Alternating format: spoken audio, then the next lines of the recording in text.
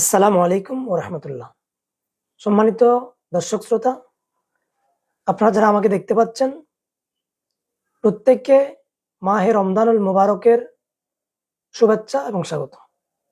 আমরা এমন একটি মাসে উপনীত হতে চলছি, যেই মাসের ব্যাপারে আল্লাহ সুবহানাহু ওয়া তাআলা কুরআনুল হাকিম ফুরকানে হামিদের মধ্যে অসংখ্য গুণকীর্তন করেছেন।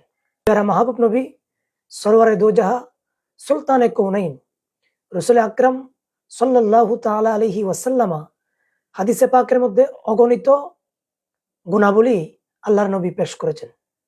তো এই এত বড় একটি বরকতময় মাস পাওয়ার পরে আল্লাহর বান্দারা কি করবে আল্লাহর জন্য?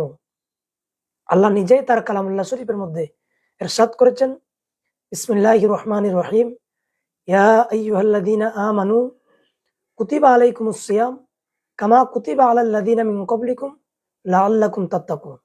আল্লাহ আমাদেরকে বাণী ইরশাদ করছেন, আল্লাহ আমাদেরকে বান্দাদেরকে বলছেন যে, হে ইমানদারগণ, তোমরা মাহে রমজানুল মুবারকের মধ্যে তোমরা রোজা পালন করো। এই রোজাটা শুধু তোমাদের উপর আমি অর্পণ করি নাই, তোমাদের পূর্ববর্তী যত আমার বান্দারা ছিল, আমি তাদের উপর এই মাহে রমজানুল মুবারকের রমজান মাসটা রোজা আমি ফরজ করেছি, আবশ্যক করেছি। উদ্দেশ্য একটা, তোমরা যাতে তাকওয়াবান হতে পারো, মুত্তাকি হতে পারো।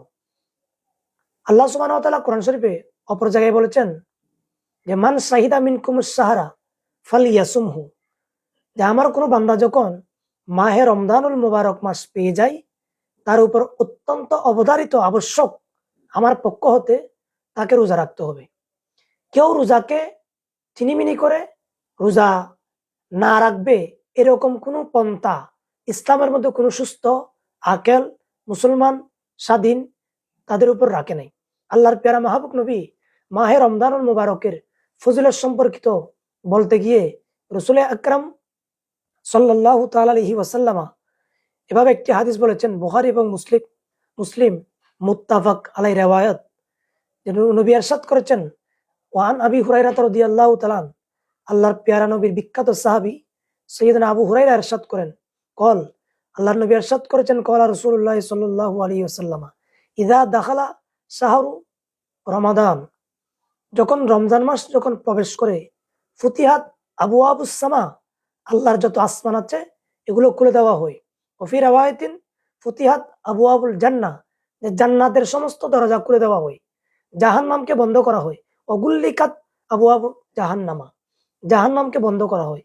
ওসুলসিলাতিস শায়াতিন, অভিশপ্ত একজন মরদুদ, আল্লাহর সাথে চ্যালেঞ্জ করনেওয়ালা একজন অভিশপ্ত মরদুদ শয়তান, উনি বান্দাকে পুরো 11টি মাস আল্লাহর রাস্তা থেকে বিচ্যুতি করেন।